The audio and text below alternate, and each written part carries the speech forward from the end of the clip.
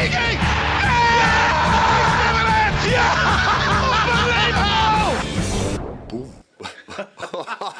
Hello and welcome to the Liverpool Way podcast. It's a couple of hours after the final whistle blew on the Reds' 2-2 draw at Brighton, a game we should have won but could easily have lost, and which served up yet another controversial VAR decision. I'm Dave Usher, editor at liverpoolway.co.uk, and for this one I'm joined by Paul Natton and Dan Thomas.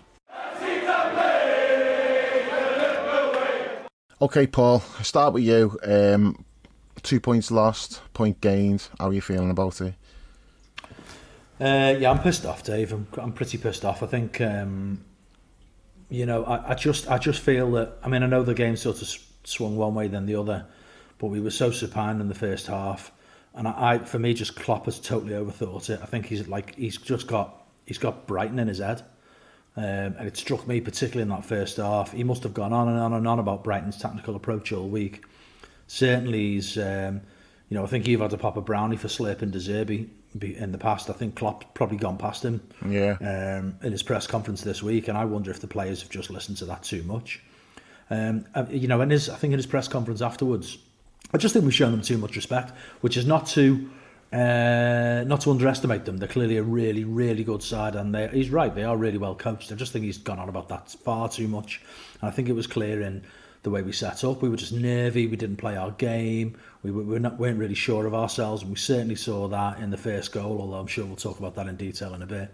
For me, the big thing was the team selection. We talked after the game about how we didn't defend that well, and there were too many spaces and gaps. Well, in which case, why are you picking slow players in key positions? Yep. I just think you've got to have, for me, I just think Maka is it was just glaring that you don't have Maka in there today, and I also think Joel, you want pace there, you want Konaté's recovery pace, because otherwise you can't play compact. Especially if you bring Trent in to play. Yeah, absolutely. The number of times the forwards were trying to press and then they just play through, and the midfielders are nowhere for the second ball, for the second pass. You can't do that against these. You've got to have that mobility. Now, you might argue, what are the alternatives? Because I certainly think Curtis's absence was glaring today, both on and off the ball. That ability to be available for a pass, but also to just press everyone all the time, no matter where he is on the pitch. But I think we needed more mobility today at 6. And if that's not Endo, then what have we signed him for? But I certainly feel now, I've been keeping my powder dry a little bit on Maka. We know he's a good player, so this is not about whether he's a good player or not. We've seen him playing in the Premier League. We know he's won the World Cup. We know he can play. He can cope with big games. We know that he's got good touch. He can cope with our league. He's intelligent. He's got good technique, but he's not a 6. So let's just stop fucking about and play him in his proper position. Especially with Curtis out. Yeah, it just I just don't get it. I don't think you're helping him. I don't think you're helping him at all. That said, I don't think the first goal was particularly on him. I thought Virgil just has to be making a better choice than that. He can see he's under pressure. He knows he hasn't got any pace. Don't be giving him that pass there. Virgil's got the whole game in front of him. He needs to make a better choice there for me. So yeah, pissed off really. I mean, there was moments where we came back into it, moments where we played well, but just too many changes. Playing Dom on the left, don't think it really suits him. He looked better second half when he switched across. Just very, very, very frustrating, I think. And I think I'll talk about it more later as well. Some players who've got big reputations not delivering. For all the talk about Darwin, for me, I think we need to have more concerns about Diaz. He's a player who I think is a good player. If you say he's not a good player, you haven't got eyes. He clearly is a talented player. But for me, when he's been here, the amount of time he's been here now, I know he's had the injury, but even so, he just doesn't impose himself on games or even on opponents enough. Where's the South American mentality? I don't want to totally rip the lad. That's not what I'm trying to say. I'm not ripping into him and slagging him off and saying he's shit or anything like that. But I think there's been a lot of finger pointing at Darwin, and we just seem a little bit the fans all seem very comfortable with Maka and with Diaz. And I think there's probably bigger question marks about both of them at the moment based on what we've seen this season. So, yeah, I'm really, really frustrated. Thought Brighton had moments where they were exactly what we expect them to be, and they had moments where they were absolutely there for the taking, wide open, and we could have ripped them to shreds. So I'm frustrated. It's very much 2 points drop for me, mate. Yeah. Dan, what about you? Yeah, I think a lot of what. Oh, sorry, I can't talk. A lot of what Paul said there resonates with me, particularly what I'm getting frustrated about, and I have felt for a while, is McAllister is not a 6, and it was exposed again today. Question marks about Endo are huge, about why he's not playing, and when he does play, does he bring us what we need?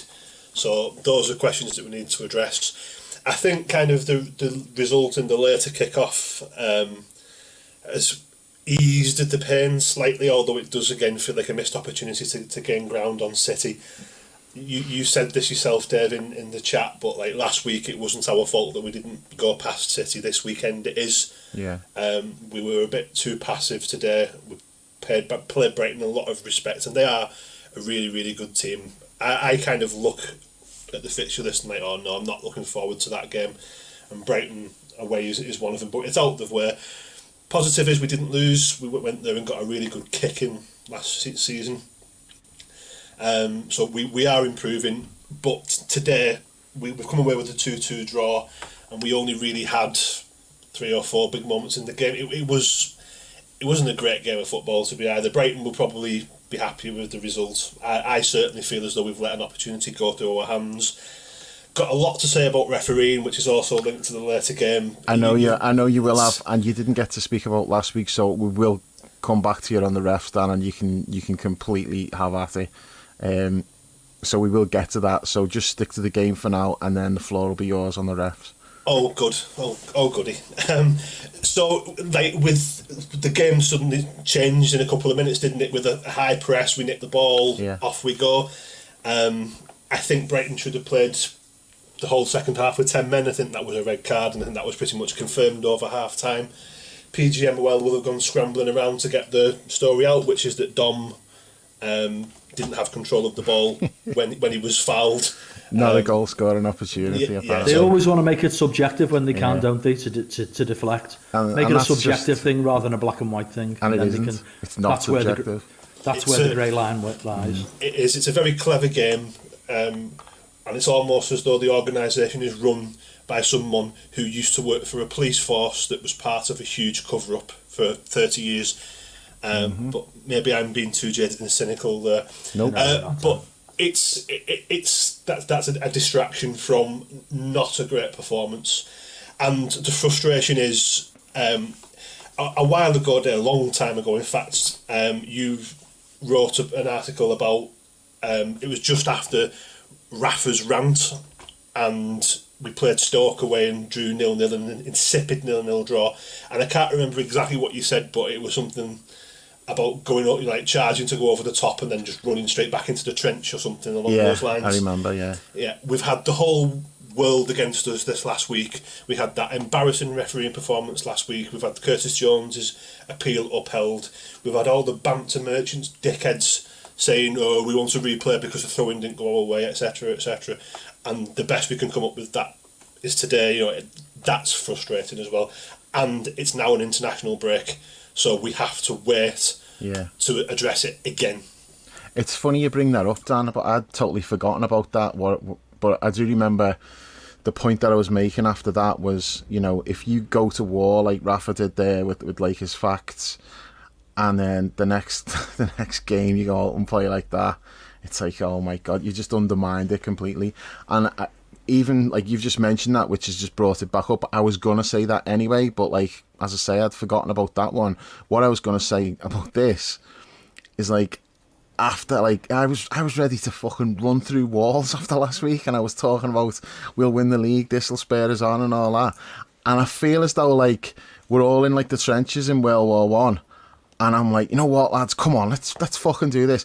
And I jump over the fucking trench, and I'm running, and then I look behind, and there's like Klopp and the players all just sat there going, nah, you know what, like, we're all right, lads, away you go.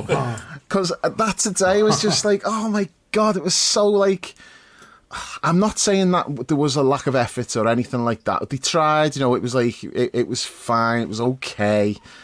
but I expected so much more after the injustice. There was no fire in the belly, was there? That's exactly it. I thought like we'd come out and we'd be eating thunder and crap and lightning, and what did we get? We just got like a run-of-the-mill, just standard performance. And I'm like, I expected so much more there. You've got the players like putting stuff on Instagram about it's us against the world and all that, and I'm like, yeah, come on, let's fucking show everyone. And we went out and did that. I mean, to oversimplifying it, but to me the first half was on Klopp and the second half's on the players. The first half was just a shambles. Somehow we've gone in like 2-1 up because we had like a good 10 minutes. Everything before that was just really like jarring to watch. I don't know what we were doing. Tactically it just looked like, as you said about paying them too much respect, I think like that's part of it. I also think we were just too clever by half. What the fuck's this with like Alisson playing as a fucking inverted centre back? I mean, that was just staggering to watch. I'm like, what's going on? He's actually moving into the back four when we had the ball. Joel's going and standing on the touchline, and Alisson's coming in and standing in Joel's position, and we're passing it about at the back. But that's all fine. We were never really under any pressure, any of the back players who had the ball. It was as soon as it was getting played into midfield, that's when like Brighton with the press was triggered. And the first goal comes as a result of that. If Alisson's in his goal, and I'm not blaming Alisson in the slightest here, by the way, this is not Alisson's fault. He's being asked to do this. He's doing what he's being told to do. And that, like, you can talk about Virgil's pass, yeah, it's not good, he should be more aware. You can talk about Alexis being on his heels and a bit, like, sluggish, yeah, I agree with that. But that goal doesn't happen if Alisson's in his goal, in his normal position, and he can't get back because he's playing in this like ridiculous hybrid role where it's like, oh well, we've got the ball, so we'll move you there, and then Trent, you go. I don't even know where Trent was. I don't know what Trent was doing today. He didn't really have any kind of influence on the game. So you're making all of these tactical switches and that to get something out of Trent, and then Trent's just like, wasn't bad, he was fine, do you know what I mean? But why are we doing all of this? What's the benefit from it? You know, all of these like unnecessary changes. And I was watching like Alisson and the position he was in, and I don't understand what. All right, they know more than we do, but to me, it was asking for trouble, because there's a couple of elements to this. Like, Brighton are really good at playing it out from the back. I would say Brighton are better at moving the ball from back to front than we are. I'd say they're better than probably anyone other than City at that particular aspect of the game. They take chances, they rarely get caught. You know, they do move the ball forward really well, and traditionally we've had problems getting anywhere near them when they've been playing out from the back. We actually did okay on that front today once we got to grips with it, but we were trying to do that and it wasn't working. Like, when we've got the ball at the back and we're passing it around, and it was so slow. It's like Alisson standing, he's got his foot on the ball and he's looking around and he's taking like 10 seconds because nobody's like pressuring, and Brighton are just blocking the passing lanes and waiting for the moment when they press. So the back four, when they've got the ball, I'm including Alisson in the four because he's playing centre-back, they were not really under pressure when they got the ball. It was like when it got played further forward, that's when we were losing it. And at no point today when I'm watching us like trying to build out from the back, ask yourself this, like, when we've got the ball and we're trying to build out from the back, there's like two scenarios. One, we move it from back to front, we play right the way through them and get it to the forward players. Or two, we lose it somewhere along the way while we're trying to do it. What was more likely? Because I don't remember us playing through them even once. All of our best moments were from like the balls like forward in their half, and either it's been like a second ball which we've won and then we've attacked, or we've won it off them when they were trying to play. And whenever that happened, we looked good, we looked dangerous. And instead, we're passing it around at the back, and I'm like, you know what, this isn't working. Why are we not just like knocking it forward and then playing to win the second ball? Play the game in their fucking half, not in our half.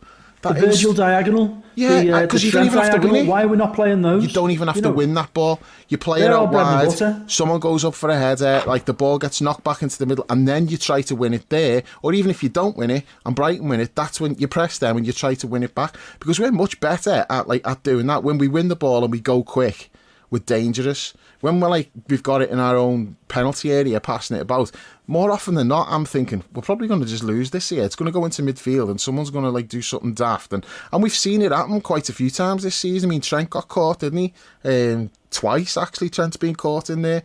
Alexis today, you know, and I couldn't agree more about Alexis as the six, because when he plays there, it's a miracle today that he didn't get a yellow card, because he should have had 2 yellow cards, and he didn't get the yellow cards because Anthony Taylor refereed the game very leniently. Now, we can talk about like the potential red card for him. As I say, we'll get to that. But most referees today are booking Alexis for like the first one, when him and Virgil both sandwiched the player, but Virgil didn't foul him, Alexis did. And then he does the second one, like in the second half, when the lad runs in front of him, goes past, and he's running into the box, and he brings him down. I think they scored. No, that wasn't the free kick they scored from. That was Canate, I think, wasn't it? But it was a similar position where we give the foul away. And it's like, most referees are booking him for them, but Anthony Taylor was not getting his cards out. And the only thing I'll say is, like, I thought he should have booked Solly March early on when he took Darwin out, and he didn't. And I'm like, okay, I can live with you not booking him there. I don't want players getting booked needlessly. You know, not needlessly, but like, it's a decision where you don't need to book him. I'm okay with not booking him as long as you're the same for both teams, and he was the same for both teams. He wasn't like the two ones that Alexis got away with today. Both of them are worse than either of the ones that Jota got booked for last week, and Jota ends up getting sent off. The 2 that Alexis did were worse than them. So he refereed the game consistently from that point of view, and he's done what I want, which I want, like, players should only be sent off as a last resort when it's like a subjective call. Now, the penalty and the red card incident, it's not a subjective call. As I say, we'll get to that. But in terms of like Alexis in the 6, every game he plays, I'm expecting him to get booked.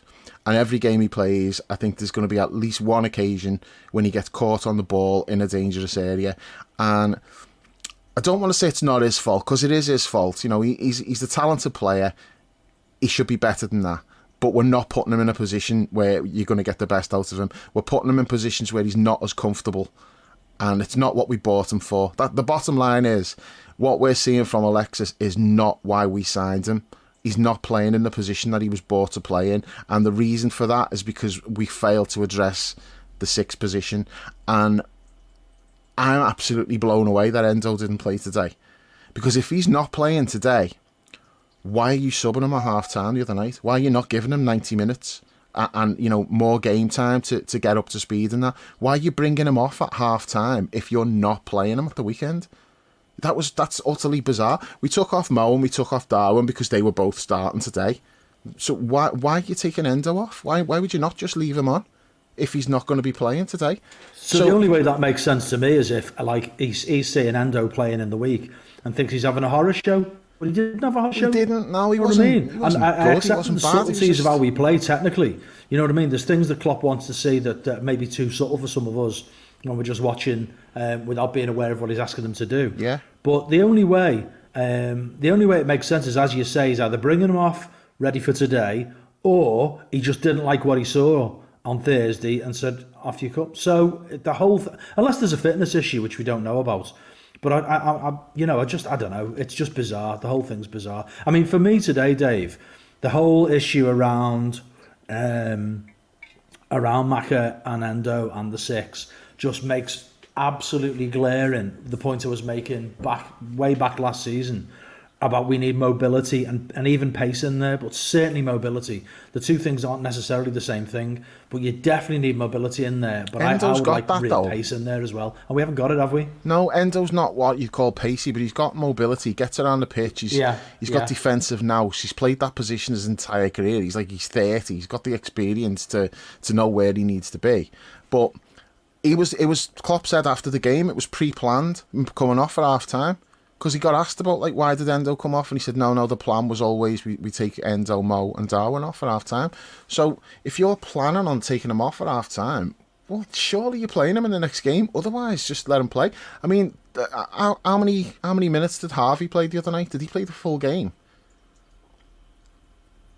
He played like, best part of it. If he didn't play the full game, he played most of it.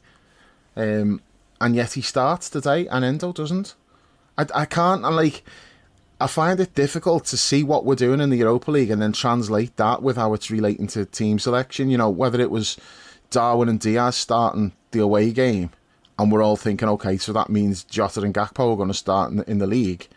And they didn't. You know, it was like Diaz and Darwin both played in the league match like 3 days later. So I'm struggling to get a handle on what like the plan is with these games, and that's just like baffling to me that you take Endo off if he's not going to start today. And if he's not starting today, you got to think, well, you know, Curtis is out. This was like the opportunity to play Alexis where he should be and give Endo a chance, and he didn't do it. And I feel like that's a bit of a red flag. It's like, well, what, he mustn't be good in training. There must be like a reason for it. And it is still really early, you know. You do need like a few months. Like, we go back to Fabinho. It took Fabinho a few months to nail down a regular place, but he was still getting like games. You know, he still played now and again. He was in and out. You know, a game like that today, when we signed Fabinho, in this situation where there was a gap that needed filling, he would have been brought in even if he was out for the next game. So not putting Endo in, it's a red flag. I don't really understand why. It was all about possession. They wanted to keep the ball better, so they wanted somebody who was technically better. Well, that worked because well. we saw that we were trying to almost play them at their own game. Yeah. But it didn't work anyway. Yeah. It wasn't working anyway, and I just think we should be Liverpool. We shouldn't try to be Brighton. You know something that's else, what Paul, I think about. It needs to be mentioned as well. I think we need to shout out Jules and his take on don't ever play players away at the former clubs. Yeah. Because, he said that, and I was like, well, have you got any examples other than Jota? Well, if I ask him that again, he can use Alexis now, can't he? Yeah, it wasn't great. So they go in front with that goal. Our equaliser was quality. I loved that. I loved the slickness of that. It was like you win it and it's like bump, bump, bump, passing and movement, flying at them in all directions. We had like 4 or 5 players in that attack. It ends with like Harvey letting the ball run. Obviously got a shout from Mo, and Mo's tucked it away. And kind of against the run of play, because we were rocking at that point. We didn't look convincing. All of a sudden, just like that, win the ball, couple of passes and we're level, and then soon after we get the penalty and we're ahead. So Dan, do you want to talk us through the penalty then? What your thoughts were on it? I liked the way we won the ball. Brighton obviously playing with fire, passing the ball out, but it's a red card, isn't it? Did you think that initially when it first happened? Were you calling for that? Well, because I wasn't, to be fair. I think that there's a bit of confusion over the rule, isn't there? Because the rule is not that long changed, the double jeopardy rule. So I saw that the Brighton lad was back on the line, and I thought, well, you can't really argue that that's denying a goal scoring opportunity. But when you look it back, Dom would have got there. I don't care what PGMOL have been smoking. He would have got there. He was dragged back with absolutely no intent to play the ball. He was basically fouled with 0 attempts. So it's a red card. It's as simple as that. And Sky went racing to get the rule book, and we was all talking about it at half time. It was the huge talking point, and that's because it was a red card. Sky weren't. That's what I mean. At half time was when the rule book got fetched out. It's just, when you look back at it, it's so obvious. And VAR did take a while. I mean, I'm sure there's an element of, oh no, it's Liverpool, we'd better be very careful about this, about that. But I just thought they were checking for the penalty. I didn't realise like that. At that point, I'm not thinking red card because of what you said about the double jeopardy. I thought, like, if it's outside the box, it's a red. If it's inside, they don't give a red. But I didn't know the rule is actually, if you make a play at the ball and you foul someone, it's a yellow card. If you're not making a play at the ball and you're denying a goal scoring opportunity, it's a red, which is this incident. Well, would we put it past them actually not knowing their own rule after last week? Because I wouldn't. Not at all. I wouldn't put that past them. It's another one where you want to hear the audio, isn't it? Well, you see, if that's the case, see what they're checking for. That's really bad, because we always say about them, they know the rules, but they don't know the game. If they don't even know the rules, I mean, fucking hell. But my problem with that is I've got no problem with Anthony Taylor not giving the red initially, because I just think that all happens like really quick. He sees that it's a penalty, he may not know. Does he make a play at the ball? Is he trying to play the ball and he pulls him back? I can understand why in like, and also like a second later, Diaz is fouled as he comes in. So there's a lot going on. He waited to give it as well, didn't he? Yeah, he waited and then he gave it. Away. So Anthony Taylor is given the penalty, which to me is fine because in his head he may not be sure that it's a red card offence. So he's given the penalty, and he also knows VAR's going to take a look at it. So if there is more to it, then it can be brought to his attention. So I'm giving Anthony Taylor a complete pass on this because I can see exactly why he's not sure if that's a red card or not. And also, it goes back to what I was saying, Anthony Taylor refereed that game in the manner of wanting to keep players on the pitch. So subjective decisions, he's going easy, he's going lenient, which I'm totally fine with as long as it's consistent, which it was. That's how I want referees to referee games, because I said last week, you know, it should always be like a last resort sending a player off. It's like you only send them off if you're like, you know what, I've got no choice, that's bad, you've got to go. And too often you're seeing players getting sent off for like fuck all, 2 yellows, and I'm like, really, do those 2 offences add up to that player not being able to play the rest of the game? And I think he's refereed it like that today, so I'm okay with that. And he's not given the red card because that's in spirit with how he's refereed the game. Now, where it gets murky is VAR doesn't have any kind of luxury about refereeing things like easily and going, I'm going to let that go, I'm going to let this go. They are only there. This is what Mike Dean told us yesterday. It's what he told Paul Merson. They are there to apply the law. Simple as that. Right? So, and they cannot go against the law, according to Mike Dean. This is what he's telling Paul Merson. Like, we can't go against the law. And what he actually said was, we can't go against the law for the sake of it. And that's what triggered Merson, why he started screaming at him.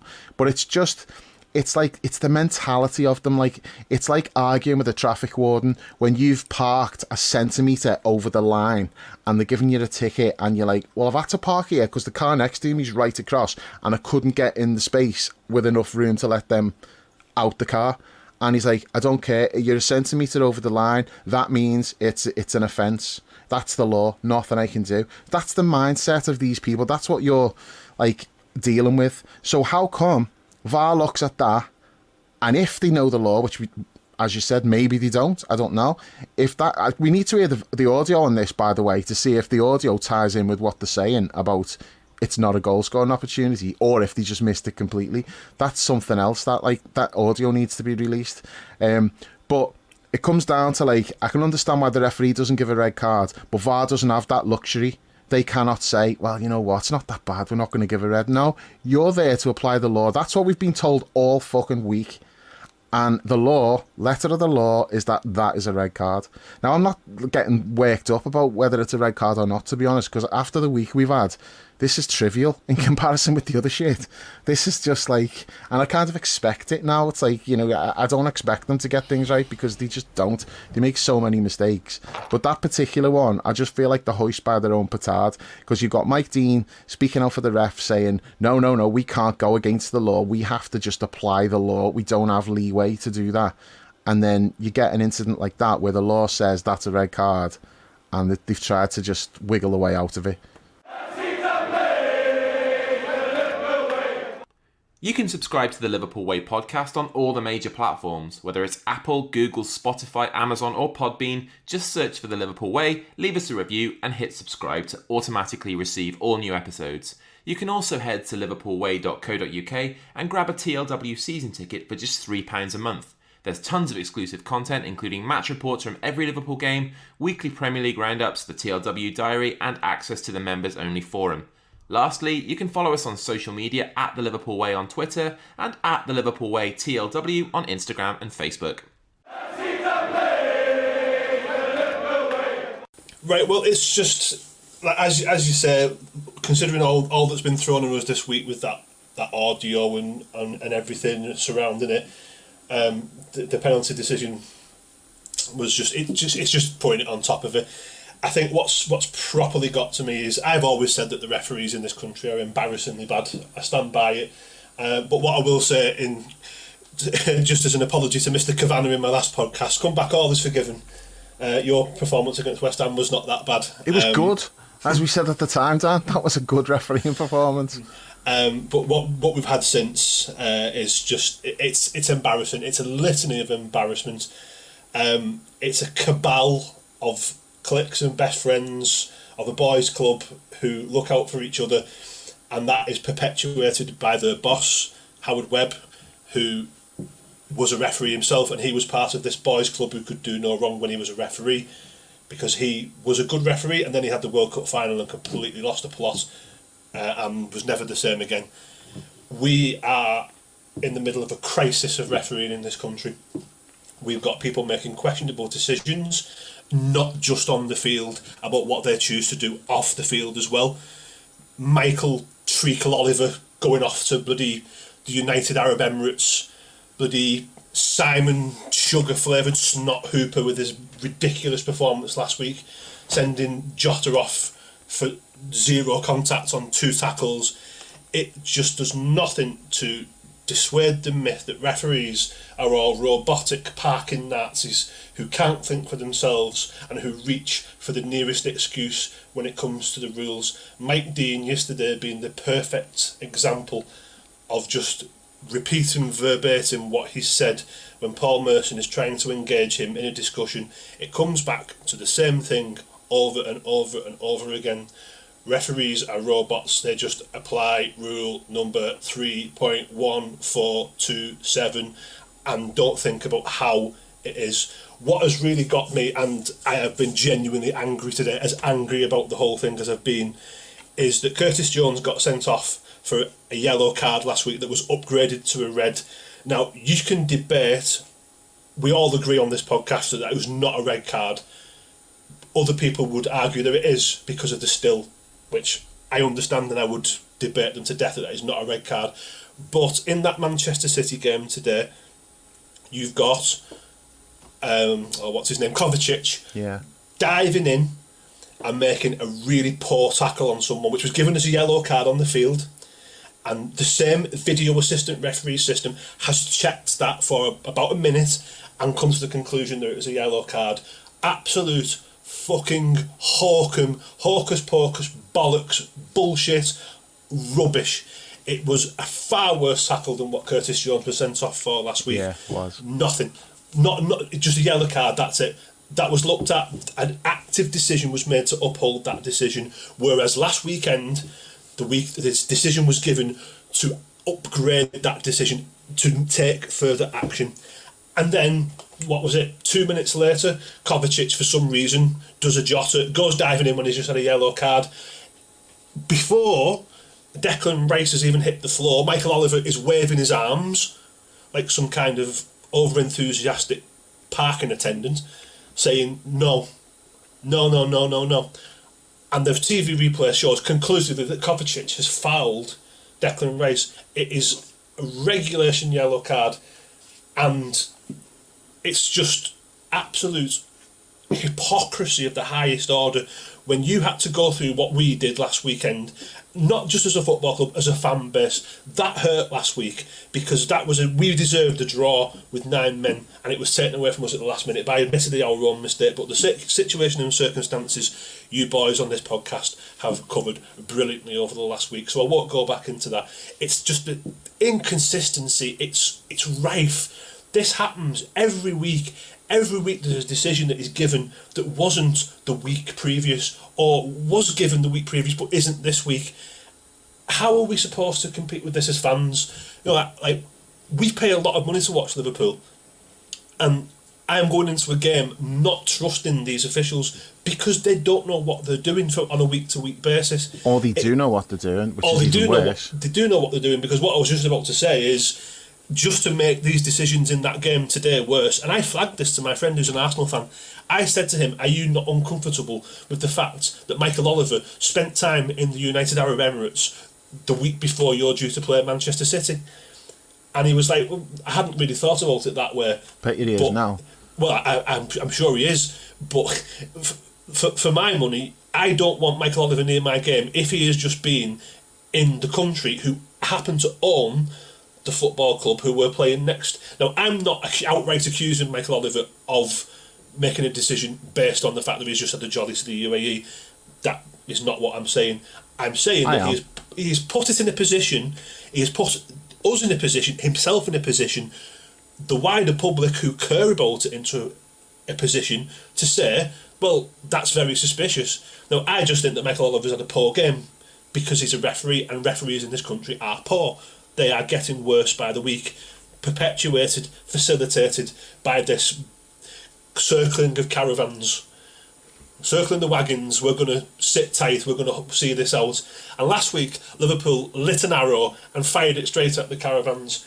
And will the caravans burn or not? I don't know. No, because you've got all those fucking national journalists running over with fire extinguishers. So they definitely won't burn. Fucking led by Gary Neville. So, but well, Dan, you're saying like about no consistency, but there is consistency, because I'll tell you what's consistent about it all. Man City are never on the receiving end of any of this shit. They're always the beneficiaries of it. So draw your own conclusions, like as to why that is, but that is a fact. You know, these decisions go into like they go against the teams that are up there competing with City, and they go for City. You know, if you look at some of the worst decisions that we've seen, who benefits most from it? It's like, you know, when there's a murder, the first thing that like the detectives look at is like, oh, who gains from this? Who stands to gain from this? You know, like financial or whatever. That's the question that you've always got to ask. Who's gaining from it? Well, who's gaining from all this shit that we've seen, like the last week or so? I mean, it's pretty obvious to me who's gaining from it, and the fact that like the two biggest culprits was like Darren England last week, Michael Oliver today, and where were both of them 2 weeks ago. Don't tell me coincidence, because I don't buy it. Well, I don't deal in Moiders, Dave, but I do. Moiders? What the fuck? Part of my New Jersey personality.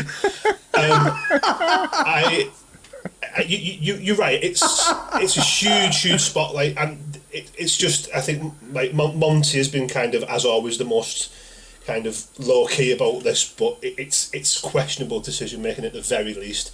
And if you want to accuse people of outright corruption, I'll stop short of that. It's you can't deny the possibility. Possibilities are being put in place by such decisions as that. But and again today, I think I might have already mentioned this at the top, but I'll mention it again. PGMOL go racing out to say, oh well, the player wasn't in control of the ball. Absolute nonsense. Szoboszlai might not have been in huge control of the ball, but it's not like he'd kicked it far away from him and he wasn't going to get there. And just to compound that fact, Luis Diaz nearly got there as well. Now, he probably would have missed with the game that he had, but he nearly got there and was fouled as well. So, yes, Szoboszlai might not have been in control of the ball, but it's still brought to a Liverpool player. Honestly, it's just the amount of... I'm sure... You've said this, Dave, but the amount of excuse making and hand wringing and gestures and verbiage is very, very Conservative Party. Yeah. It's gaslighting you into thinking that it's actually your opinion that's wrong. It's not. We've not done anything wrong. It's your interpretation of the rules. Bollocks. The rules are there. You're not applying them correctly. You know, you said about like they've used this not in control of the ball as like the like part of the reason for it. It's absolute bollocks, and this is why. So run like this. Picture this scenario. So there's a ball over the top. Defender and striker are chasing it. Defender thinks he's knocking it back to the keeper. Keeper's come running out and he doesn't know. So the defender knocks it like back, goes past the keeper. It's rolling towards the goal. The striker's got the run on him, and he pulls him back. He just pulls him back so the striker doesn't get to the ball. He hasn't got control of the ball. The striker at no point has touched that ball. He's just running after the ball and he's about to put it in the net. Now, that would be a red card. There's no doubt that they would give a red card. They wouldn't say he's not in control of the ball. So that's why this is just bullshit. And he's moving away from the goal. He's not really moving away from the goal. He's moving sideways towards where the ball is. It's not like he's being sent wide. He's moving like in towards like the middle of the goal. So that doesn't add up either. There's nothing that they can say that justifies that stance. It's bollocks. But as I say, I don't want to like get too hung up on that as the reason why we've not won the game today, because we get the penalty. We're 2-1 up. Good penalty from Mo. You know, credit where it's due. I'm not convinced about Mo's penalties, but thought that was a decent penalty. So we're 2-1 up. All the momentum's with us now. When we've got over that rocky start, we've gone behind and all that. That's all gone, and we're in front. And from that point on, we should win that game for the simple reason Brighton have got to come at us a bit, and we can pick them off. And then the second half, like, I blame the first half, like the problems we had in the first half. As I say, that was tactical. I didn't understand what we were doing. It wasn't working. The second half, I think that's just the players were just too safe and like just negative. We did not like try to put our foot in the throat at all. We let them get the initiative back, and there was so many opportunities for us when we won the ball, and I'm like, okay, go, 2 quick passes and we're in. And what did we do? The player who had the ball would take a touch, he'd turn away, he wouldn't play it forward, then he'd knock it sideways to someone, then he'd get it back, and then he'd go back to Virgil. And I'm like, what the fuck are you doing? Just blitz these now. Every time you win the ball, you should be looking to go like 2 quick passes, get Darwin running in behind, get Mo running in behind. Did Darwin have a single pass that he could run onto today? He got no service whatsoever. Like, Darwin actually played well today. He did everything well. He had a good game. He got no chances at all, no service. This is exactly what I meant about the fact that we just didn't play our game. About Klopp overthinking it. Klopp, as Brighton got in Klopp's head, we weren't playing like Liverpool. For me, we are nothing if we're not front foot, aggressive, intense, fast, mobile, movement. Yeah. That's Liverpool. None of that. That's was Liverpool. There It's always been Liverpool. Now you can. We've had degrees of more. We've had more refined versions of that over the last 8 years under Klopp. You know, there's times in the title season where we put our foot on the ball a little bit, we keep it at the back, we control it more, but that was only as a prelude to being explosive going forward. You know, I think if you take that away from our game, you just lose the complete essence of what Liverpool is. And I just think there was too much overthinking of it. And I come back to the point again. I'm repeating myself, but the team selection wasn't right. The team wasn't compact enough. If you're playing Brighton, you've got to be compact because you know what they're going to do. So you've either got to do what other teams have done recently, which is sit back and not take their bait to press them. Now, we're never going to do that, and I'm not advocating that. I've just said I want us to be Liverpool. So if you're not going to do that, if you're going to play your own game, which means you are going to press them, then the whole team needs to press. You can't have huge gaps between the midfield and the forwards when you're pressing, because that's basically, you're just saying to Brighton, go ahead, do what you're really good at. You know, that it's just it's on Klopp today for me. And I hear what you're saying about the second half, but I just think I think the players were second guessing themselves. I think they've had a message all week that's a little bit kind of like, oh, these are dangerous, be careful, rather than we're fucking Liverpool, let's batter them. Yeah, we're not gonna be reckless about it, but let's just remember to be ourselves. I thought in that regard, Gravenberch was refreshing when he came on. Frustrated with him that he didn't put that chance away, because he should have scored with that. But I like the fact that Gravenberch is constantly, his first thought is always to get forward. He either wants to knock it forward or he wants to carry it forward. Or a clever turn every single time. Yeah, absolutely. You know, I like that about him, that front-footedness, that sort of like attacking aggression. That's who we are. But I think if we're gonna be more circumspect in our tactics, we haven't got the players for it. It doesn't suit us. You know, I think that's what he was really trying to do by picking McAllister there. I know he's picked McAllister there game after game after game this season because he had to. But for me today, he had to know that we needed pace at the back so we could keep the team compact. I just don't understand it. I don't understand what he's tried to do. What I think he's tried to do is to think we'll control the ball a little bit more when we're trying to play out from the back. We'll look after it better. But that's not us. We're not Manchester City. That's not the way we play. So play to your strengths rather than overthink it. And I'm frustrated. I'm really frustrated. I do feel it was on Klopp today. I'm not really handing out much criticism to the players. I think that this was Klopp's fault, and I think Brighton and De Zerbi particularly have got in his head. The only thing I'll say, I agree. I'm pissed off. I think we should have done better today. It was a missed opportunity, especially when you see City have just lost a second league game in a row. When does that ever happen? So, there was a real chance for us to do something today, and we've not done it. But at the same time, I'm trying to rationalise it to myself. Like I said, weeks ago, it's going to be like ups and downs. There's going to be some bumps in the road. We're not, and Klopp himself has said like we're not stable yet.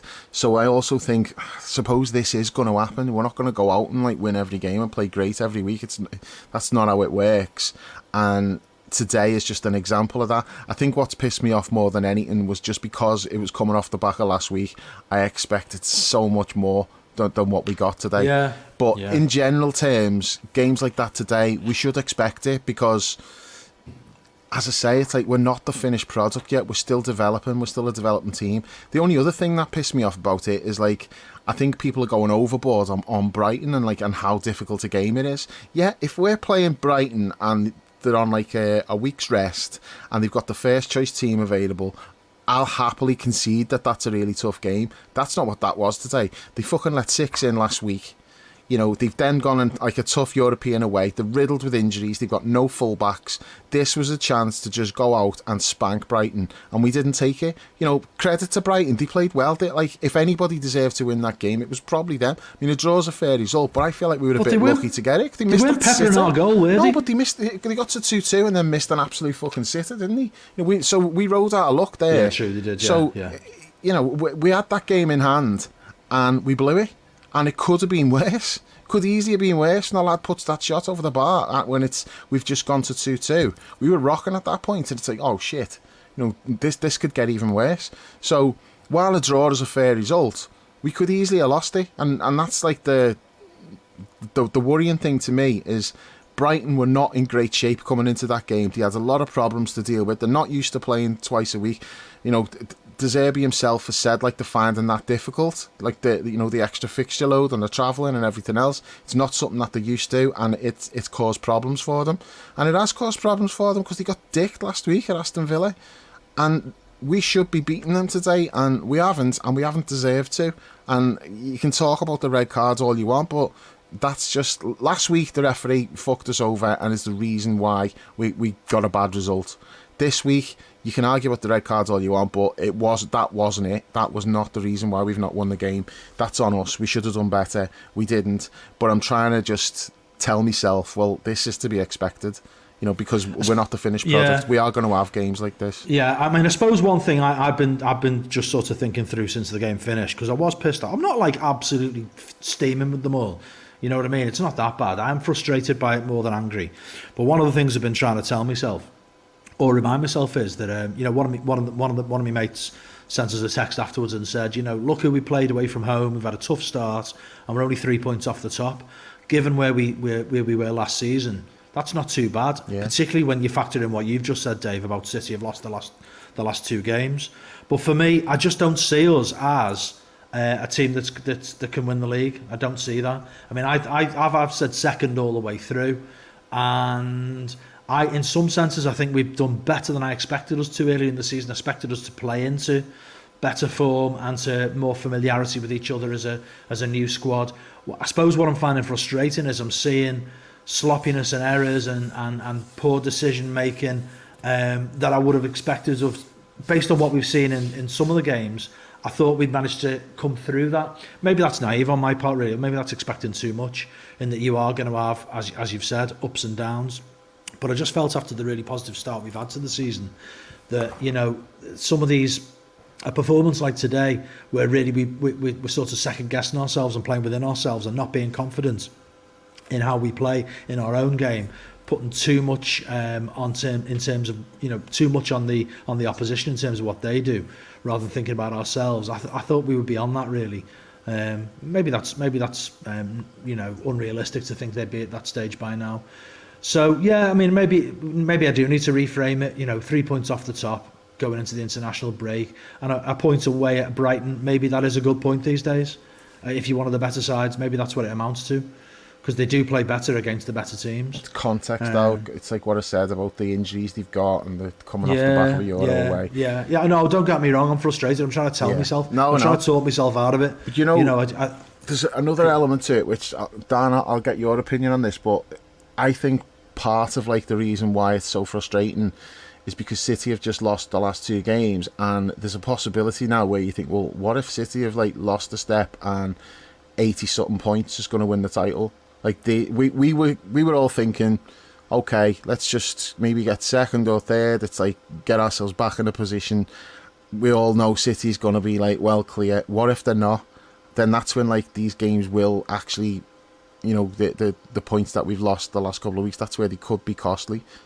Do you think, Dan, that like maybe our expectations are changing because of what City are doing? I mean, at the start of the season, I thought we might finish fifth at the start of the season, and then we did a bit of transfer activity and kind of became a bit more optimistic, to say the least. Watching City, I think that they let a lot of goals leave in the summer, particularly with Gundogan.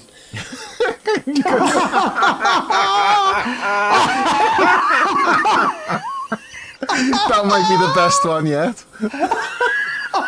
Gundogan. That's better than Yotta. Oh, Dan, you fucking killed me there, mate. We need that in a Godfather voice.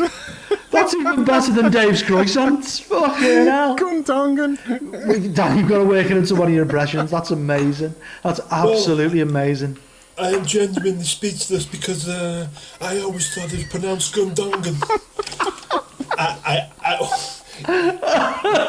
This is causing distractions from my point here. Isn't that what Jar Jar Binks is? Isn't it a Gundogan or something? Yeah, that's right. It's something like that. Yeah. The German international midfielder who left Manchester City this summer, who signed for Barcelona, was a regular contributor to goals, as we know, to our expense. I don't think that City have brought in a lot of goals to replace the goals in midfield. Kovacic doesn't get many, does he? No, he puts in a lot They're of always red card good when he tackles. does get them, but he doesn't. Don't know get much about the winger, Dan. What's he like? That lad, is it Doku or whatever his name is? Is he a goal scorer? Doku, I will presume there's a pronunciation pitfall in there somewhere. I think you got that right. Yeah, Doku looks like a talented winger, maybe 8 to 10 a season, kind of Mahrez territory, but like probably less than that actually. No, Mahrez was a massive player for them. Yeah, and this is what I mean. I think City are obviously a formidable team. They are the team to beat, but I don't think they're as good as they were last season. And there is a vacancy for us or Arsenal to really, really, really, really push them. Now, I thought Chelsea would be up there in Newcastle. Newcastle are starting to click, although they got pegged back today. That was a useful result. And we've had a couple of useful results today because Villa, who I don't think are a long-term threat, but are a short-term threat in the league, were also pegged back. And also should have had a penalty for a clear shove in the back. The league generally looks more competitive, doesn't it, mate? The top half. Yeah. There's lots of teams who look like they can take points off each other. Yes. Apart from the shit at the bottom that are going to keep Everton up. Well, you've got a bottom five, haven't you? The three promoted teams. Derby's record is going this season. I always thought it was going to be Luton who got it. I actually now think it might be Sheffield United.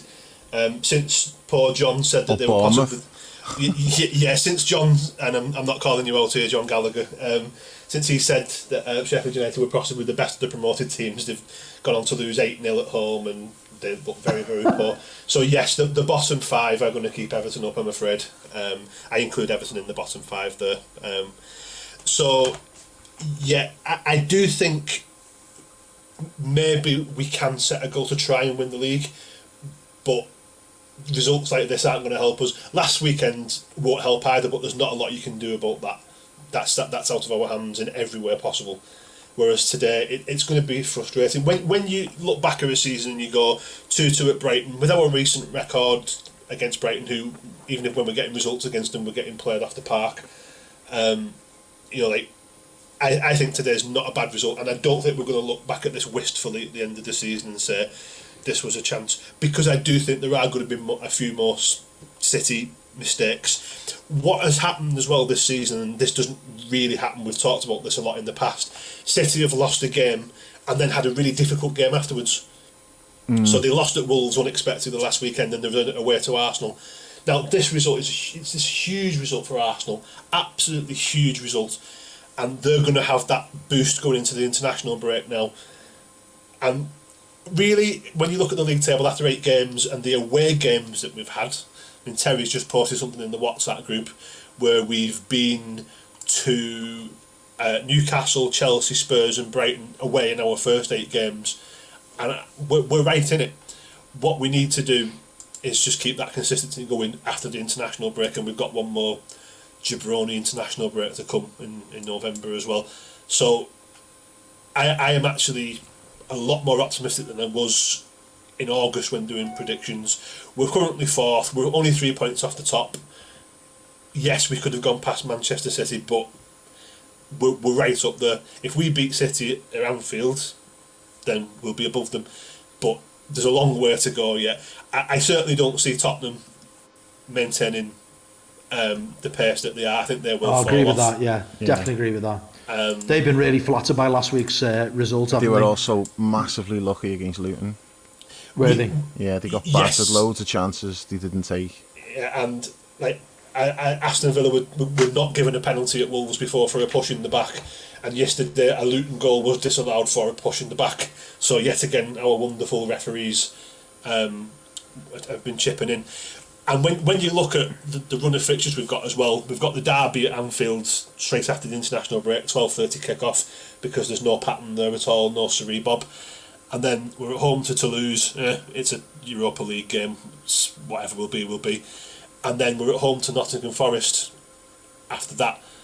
That's not a bad way to kick into a pretty consistent run of games where we're playing quite regularly. It's a good shout, that.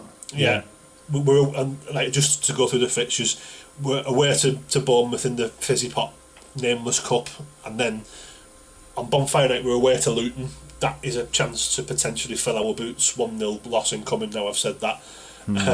Away to Toulouse, at home to Brentford, and then it's the international break, I think. It looks like it. Yes, it is. It's the international break. Who do we have after the break? And when are we playing? Man City away. Oh, right, okay. Yeah. Is that Sunday? It's currently scheduled to be 3 o'clock on a Saturday, which is not going to be the case. No chance. I will predict, with it being an international break, that it will be the TNT Sports kick-off at 12:30. Sky won't want to give that game up, though. I think we've been on. I think it's been on TNT Sport quite regularly. That, but if it's not already listed as one of their games, wouldn't it be a Sky game? Well, I'll tell you what. While we're talking about this quickly, I'll just quickly nip onto Liverpool's website and tell you. But I don't think those games have been released yet, have they? They haven't decided what they're televising yet. They do it feels a bit. Yes, they do. It feels a bit early for that to have been decided. It's not being flagged yet. No, the only game after that that's flagged are all the Europa League games, which are all on TNT. I'd like that to be like a 5:30 Saturday game, ideally. Yeah, a little bit of a later kick-off, just get the atmosphere going. It'll be like under the lights and that by that point. Where's that? Is that a home or away? We're away. Are we away? Yes. I think we were at home first. Well, we've got a lot of home games. Oh, no, that's right, because I was thinking City, you want to play them at home second, so that worked out well. Yeah, I'd forgotten about that. Basically, what I'm getting at now is we've got a decent run of fixtures coming up. Yeah, we have. And if we can do what we can and get, 3, 6, 9, 12 points in that run of games between international windows, we'll be looking pretty damn good ahead of that huge game with City. And of course you can never rule City dropping points again, but they've got an international break now to lick the wounds. Interestingly enough, their next game is... Let me guess, it's going to be one of those 5 shit teams you were talking about. You know what, I'm actually shocked, because they're at home to Brighton, okay, and then they're away to Young Boys, and then they're at Old Trafford. Now, obviously, Ten Jag, blah, blah, blah, blah, blah, but it's a Manchester derby, it's not going to be a complete walk in the park for them. Bet you it is. and then they are at home to Bournemouth, 6-0 winning coming, and then they're away to Chelsea, and then it's the game against us. Okay, so yeah, if we get to 12, we only need them to drop a couple in that, which is possible. Yeah. There's every possibility that we could go above Man City in the next few games. The difficulty, however, will be maintaining it when our turn comes to have harder games. Yeah. But I flagged right at the very start of the season that we had a very difficult start on paper. I'm happy with where we are. Yes, we've had that one heartbreaking, frustrating loss. not to impress with us today. One thing that I want to come on, just to change the topic slightly, we've got to kick this habit of conceding the first goal. Yeah, this has been and clean sheets. Let's have a clean sheet. That would be lovely, but I'm absolutely sick of chasing games. I mean, definitely, mate. Yeah, against good teams like Brighton, it happens. Against good teams like Spurs, irrespective of the circumstances, it happens. We shouldn't be chasing games against Bournemouth or Wolves. Yeah. You know, like it's that kind of. I don't want to call it sloppiness, but there is a problem with the way we start games, and it's the statistics. Granville. The statistics are there. You can see in the statistics. I'm saying the word statistics over and over again now, just to get the pronunciation. Just because eventually you might hit it right. I have some particularly interesting statistics for. Basically, just look at the stats. The stats tell you we start games too slowly. We concede too many first goals. We've been doing this since before Paris. It was a habit in the weeks leading up to the Champions League final that I happened to notice, and it's not stopped. But do you know, this comes back to me, Dan, to the point I've been making about the six. You know, I was on about it early last season, how it wasn't right, and our defending is not right without some real mobility in that position for me. I just think we really, really lack it. You know, it's just, you know, Maka today looked like he was fucking towing Emre Can's caravan after he didn't want Fabinho's dinners. You know, he's so slow. It's just, and I really like him. You know what I mean? What's doing me head in about this conversation about Maka is, he's clearly a really good player. I'm made up we've signed him, and I think he's going to be great for us. But I just don't think we're doing him or ourselves any favours by playing him there. And I'm hoping that, you know, all that Andre stuff, that noise about Andre, is going to come true, and we're going to go and get him in January for, you know, what, 20 million apparently his clause is or something. Because he's aggressive, he's mobile, he presses really hard. He could be a giant. He could be, yeah. Very good. Very good. How many months have you had that gag ready? Since we got linked to him in about June. He could be a giant, but I just think without getting sidetracked by the gags, I think this number 6 position is the key. That's the key to our defending. I just think they're too nervy about, and also it's a little bit tied up in the whole box midfield thing, which I think we seem to have managed to somehow overcomplicate, and we're not sure when we play it and when we don't. There's times I'm looking at that and thinking, you know, again, why is Trent coming there? What's it doing for us? What's the point? It did nothing today. No, absolutely. And so for me, those are the things that need ironing out, and I think that's very much linked. I mean, our attacking play is exactly what I think all of us said early doors, that with that amount of firepower, we'll score loads of goals. I think we all felt that, didn't we? I think I think many people outside the club didn't really get onto that, about how much attacking threat we've got, and that's before you factor into it the impact that Dom's had since he's arrived. But I think the thing that does concern me really, and is going to take much longer to resolve, is the clean sheets and the defending. We don't look like we did early in Klopp's reign, where there was like massive brain farts all the time. You know, with individual players. This is more systemic. This is more about how the team connects and how we're covering for each other. But for me, I'm saying it again, we need pace and mobility in that position, and it's not Maka. And I feel sorry for him really that he's getting exposed that way in there. And he's not having a mare. You know, I'm not saying he's not like being humiliated week after week. He's been fine. But if it's just compromising in small ways other bits of our game. It's just 2 or 3 times a game where he's either giving a foul away that's getting a booking, or he's getting caught in the ball. And in between that, he looks all right.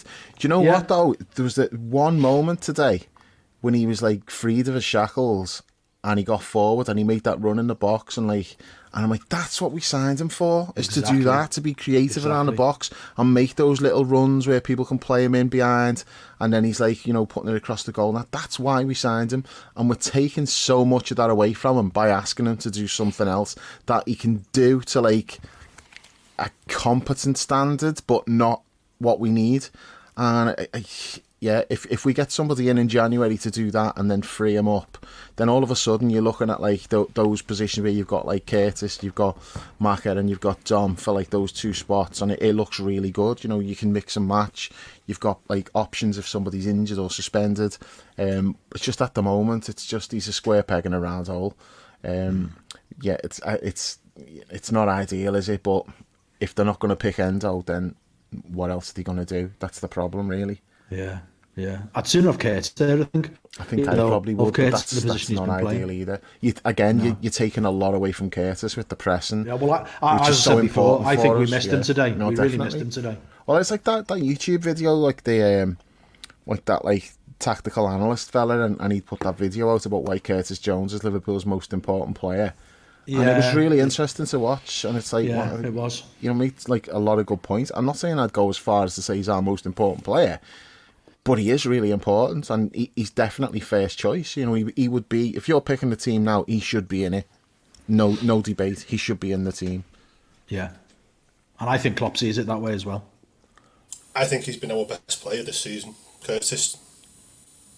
And you know what? This is something else which like nobody talks about.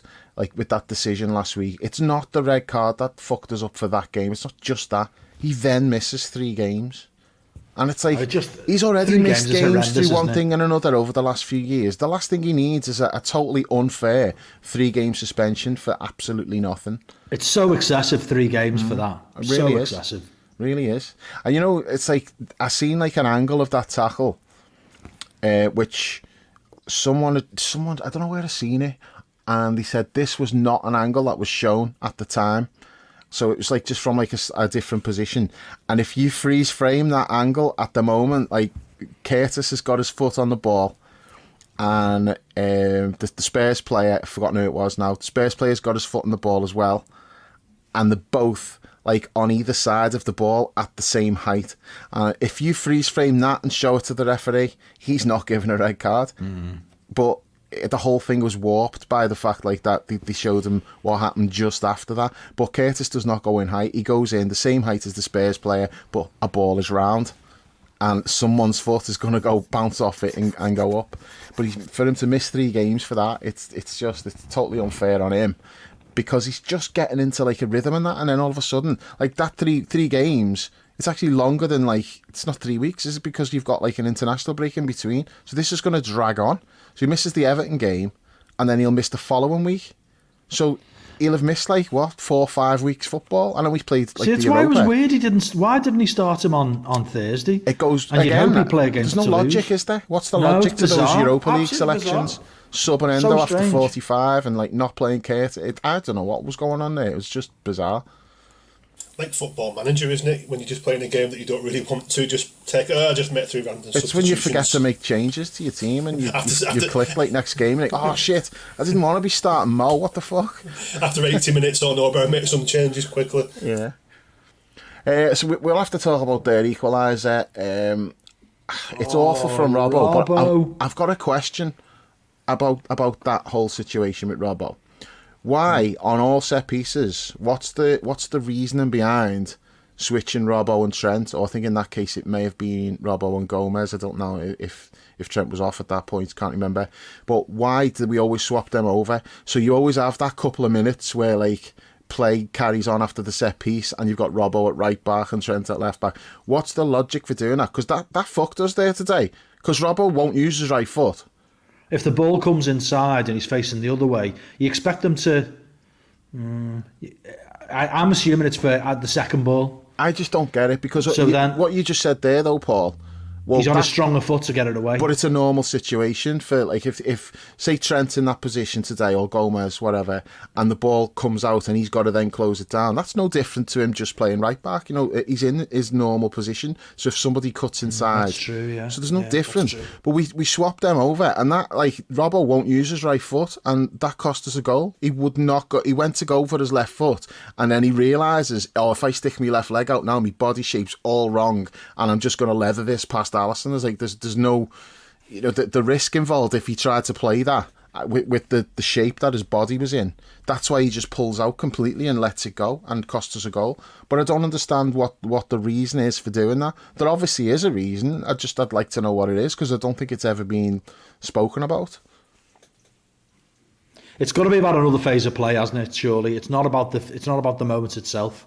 It's got to be about something to do with how you play out and the next phase of play afterwards. I don't see how it can be, for the reasons you've just pointed out there, it can't be for just defending the free kick. It's got to be about something about the next phase of play. It's corners as well, though. They're always like on opposite sides of corners, so we look at attacking from opposition set pieces, don't we? So I assume it's got to be something to do with that. Yeah, I'd like someone to ask about that, just for curiosity, because I'd like to know why we do that. Need somebody really clever for that. Get Stu on. Yeah, Stu's got his coaching badges, so we could ask Stu. Brownie's doing his coaching badges as well. Brownie's a bit thick though. I don't know whether he'll pass or not. Just don't get James Pearce to ask Jurgen about it. He might not get much of a response. No, anyone can ask, but not James Pearce. He'll bear the brunt of it. So yeah, 2-2. Then they have a great chance to score. What did you make of the substitutions? There was the half-time sub, was Harvey for Gravenberch, and then Gomez came on for Trent. That was it, wasn't it? He didn't make any more changes. Canate got on. Yeah, Canate needed to come on, because I think Joel got a dead leg when he had that knee went right into his thigh. That looked like a painful one. But yeah, I don't know. Joe Gomez had a tough time when he came on. He got skinned a couple of times on both sides. Did make a really good tackle late on, which was risky, because I'm like, oh, you've been booked if that goes wrong. But yeah, I mean, that changed. Gomez comes on, and all of a sudden Robbo was getting forward then. And again, it just goes back to like what we said before. What are we getting from Trent doing that role? Yeah, I don't know.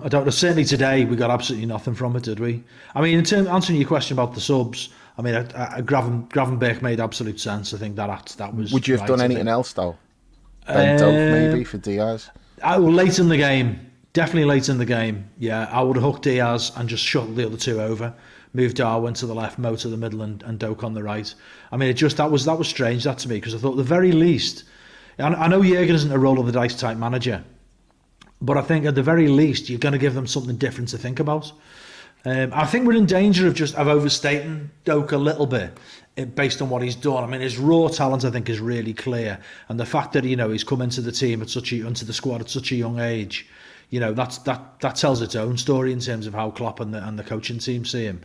But what we shouldn't be expecting is that he can come into games and change games completely. But I think there's certain games and certain scenarios where, what have you got to lose by letting him have a go He's for a 10 wild minutes? Card. Exactly, it's a wild card.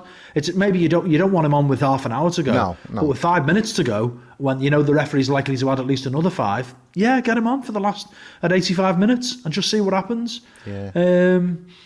So that was disappointing, really. I don't know. It was strange today. I think Jurgen's used his subs really well throughout the season up until this last week. I think he seemed to have got to grips with the 5 subs thing, the significance of 5 subs, and what that can give us, and how it keeps everybody fresh, but how it also keeps everybody motivated as well.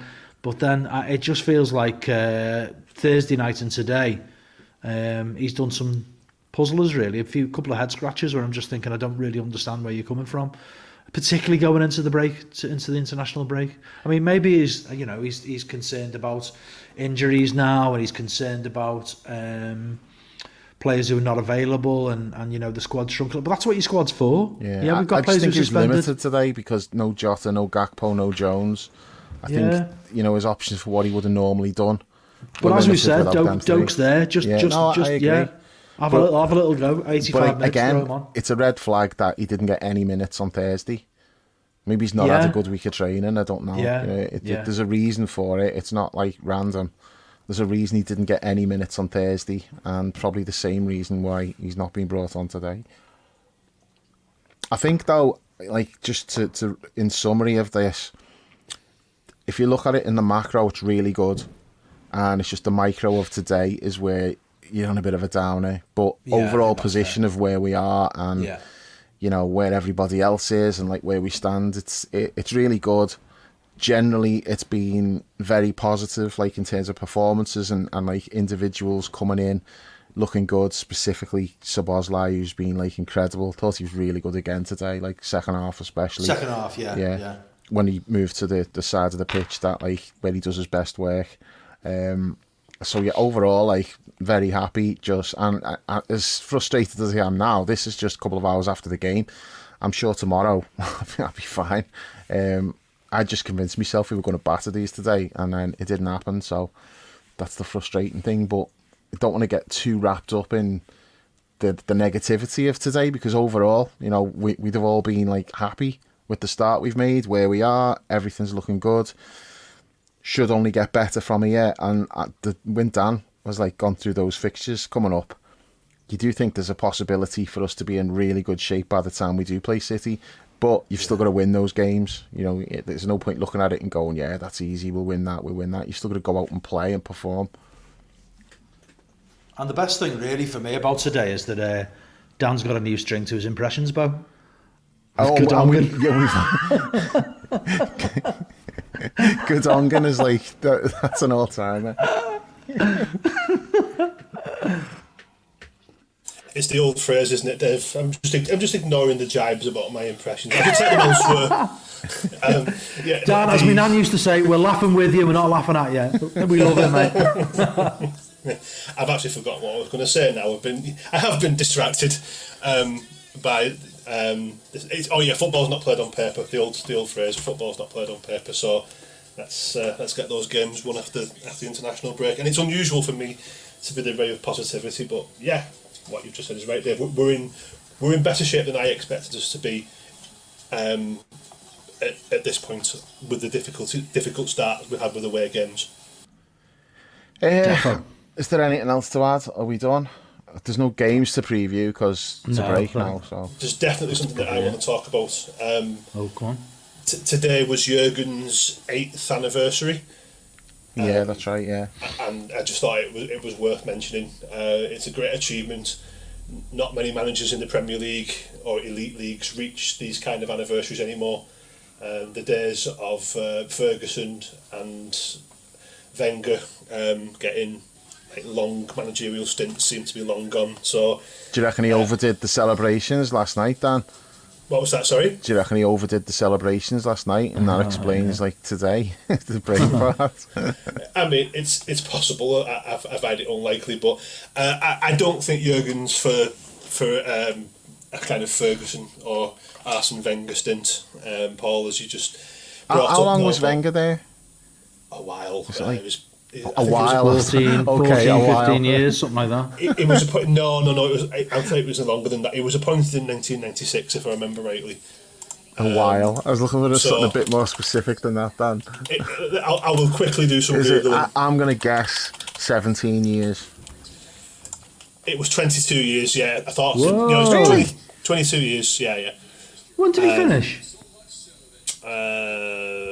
So 2018, was it? So he was appointed in 1996 and he left at the end of 2018, yeah. Wow. So that's mad. I had no idea. Yeah. Feels like you've been gone for ages. What was Ferguson then? Well, I'm just going to check that now.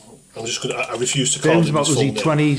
26, 27, Fergie, or even more? How long was Ferguson manager of United? I refuse to call him his full name because he was a prick. I love that Dan's talking out loud as he types. You know what? Well. I think we've on the subject of Ferguson, we've got to mention Jason McAteer. Christ. That was like, why did he call him Trigger again? The most Jason McAteer moment ever. Like, for anyone who doesn't know, Alex Ferguson's wife passed away on Friday, I think it was, and obviously loads of footballers are like posting messages of support and stuff, and Jason McAteer tweets like sincerest congratulations to Sir Alex. And then someone must have pointed it out and he quickly deletes it and changes it to like, sincerest condolences or deepest condolences. I can't remember exactly. but it's too late because obviously it's been screenshotted then, and you know it's just one of them things. It's Jason McAteer. He's not the brightest bulb in the box, but I read some of the replies to the one that he put out where he'd said condolences, and you actually had United fans tagging in the police saying, "What are you going to do about this?" And I'm like, seriously, you fucking dickheads. Yeah, so how long was it, Dan? Did you 27. 27. I had no idea Wenger was like that close, 22 to 27. Yeah, he was there a very long time. I remember him being appointed because he was appointed from Japan. And it's like, who's this guy? And who at Grampus 8? And his name sounds like Arsenal. Yes, yeah. That's all anyone was talking about at the time, because no one knew who he was. Yeah, I mean, Arsene Wenger's always someone I had a lot of time for. Number one, because he was always the one to take it to Ferguson. And secondly, I always loved your theory about the bubble jacket and that it'd be an awkward fight. That used to always make me laugh. Yeah. No, 22 years. No, we won't see that ever again, I don't think. I don't think so. And not from Jurgen. What are we setting like the over-under on for Klopp? I think he'll sign a new deal. 10 and a half. I think he'll sign a new deal after this one. I'll go 12. I think 12. I think it'll be 12 as well. I don't know if you guys agree. I think you kind of mentioned this, Paul, in passing. I think that Jurgen has been a bit rejuvenated by these boys. This new team he's putting together, and I think he's got a commitment to it, and he wants to see it through to its next nadir. And you would hope that would come in a couple of years. See, so I thought think that, but there's another side to this though. What if he just gets so fucking pissed off at the refs and thinks, what's the point? I'll go back to the Bundesliga where it's not rigged. What if that's like, if he looks at it like that? Because you couldn't blame him if he did. There will come a point where you got to think, what's the point in all this? I don't think he'll manage another club after us. I think he will take that break, and then he might do the Germany job, although not necessarily. I don't think that'd suit him though. No, I don't think it would either. But it's like a semi-retirement, though, isn't it? For what he builds, a lot of it's based on like everybody pulling together, and like, do you get that with a national team when you're only meeting up like 4 or 5 times a season? Yeah, don't underestimate his ability to do it though, to replicate it there. I think it would. I just don't think it'd appeal to him. I think it would for the reason that I think he loves the challenge of not having the maximum resources like the oil cheats. I think that's something that he thrives off and buzzes off. So maximising your resources, obviously as Germany manager you're going to have a decent enough, to say the least, talent pool to pick from, but you've only got who you've got. You can't like sign a player. So I think that would be something that would appeal to him. Eventually, he's made it very clear that he's not interested currently though. Yeah, my big fear would be that if he just decides, what's the point in this shit with all like the refs and VAR and all that, but I don't know, maybe change will happen. Maybe Howard Webb will get the bullet and all will be well in the world, but life's not like that. That can always be arranged, Dave. And while we are on the subject, I would like to take this opportunity to welcome you all to visit the world of Manscaped. No free ads, Dan, no free ads. You ain't offering to pay us anything. Unless you can shake them down. Make them an offer they can't refuse. Otherwise, no free ads. Oh, damn it, that was my next line. You've stolen my thunder there, Dave.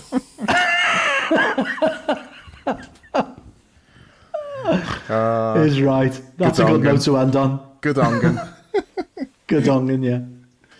Alright, are we done? Anything else? No, that's it. Yeah, okay. Excellent process then, fellas. And we might be back during the international break if there's like something we want to cover, or maybe we'll do like another question and answer thing. Yeah, it was good. The last Q&A, it was a good one. We'll probably look at doing something like that over the break then, and then obviously we'll be back for the Everton game. Okay, so until then, thanks for listening, and we'll catch you soon. Well, the best word I can say, but will describe this, was boom. Woo, what was this? It was really good.